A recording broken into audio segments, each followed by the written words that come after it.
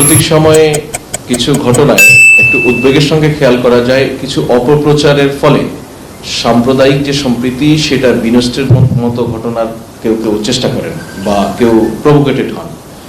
সর্বশেষ নরসিংদীতে একজন মুদি ব্যবসায়ী, পুলিশ এবং পরিবারের প্রাথমিক যে ধারণা তিনি হচ্ছে পারিবারিক কলহ এবং ব্যবসায়ের পূর্বশত্রুতার জেরে খুন হয়েছেন।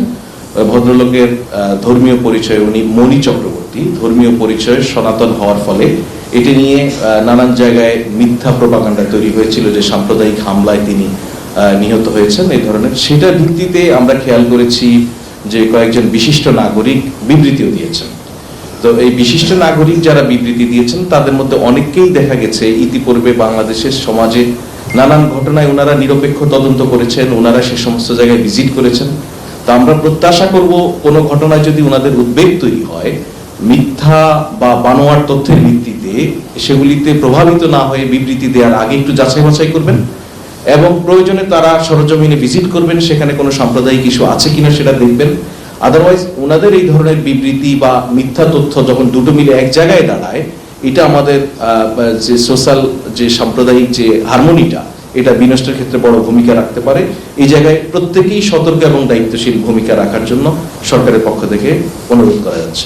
আইন শৃঙ্খলা পরিস্থিতি এখন ভালোভাবে নিয়ন্ত্রণে আছে। হ্যাঁ, আমরা দুই একটা law and order situation deteriorate হয় এরকম দু একটা ঘটনা আমরা দেখেছি, বাট আমরা মনে করছি বা ইলেকশন কমিশনও মনে করছে যে আইন শৃঙ্খলা পরিস্থিতি এখন যথেষ্ট ভালো আছে। এবং আপনারা দেখেছেন যে আইন শৃঙ্খলা বাহিনী যারা ল অ্যান্ড অর্ডার নিয়ন্ত্রণ করেন তাদের কনফিডেন্সটা অনেক ক্ষেত্রেই চাঙ্গা। বিশেষ করে 3টা বড় ইভেন্ট তারা সুচারুভাবে সম্পন্ন করেছেন। ওইটাকে আমি বলবো যে সিকিউরিটি ফোর্স ইলেকশনকে সামনে রেখে তারা যথেষ্ট প্রিপেয়ার্ড আছে। তাদের মধ্যে আমি বলেছি প্রায় 80%-এর ট্রেনিং সম্পন্ন হয়েছে।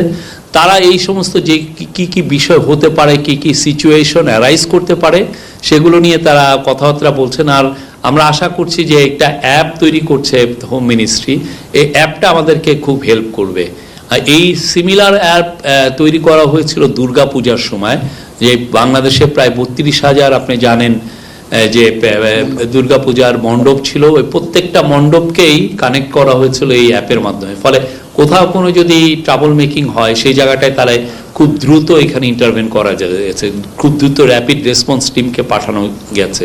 তো আমরা আশা করছি যে ইলেকশনকে সামনে রেখে যেভাবে ট্রেনিং করা হচ্ছে, প্লাস প্রতিটা যেগুলো ভালনারেবল কেন্দ্র সেখানে বডি অন ক্যামেরা থাকবে, সিসিটিভি থাকবে এবং এই যে অ্যাপের মাধ্যমে সবাই সংযুক্ত থাকবে, আমরা খুব দ্রুত এই বিষয়ে ইন্টারভেন করা যাবে এবং খুব দ্রুত র্যাপিড রেসপন্স টিমকে পাঠানো যাবে এটাকে পুরোকে ট্যাকেল দেওয়ার জন্য।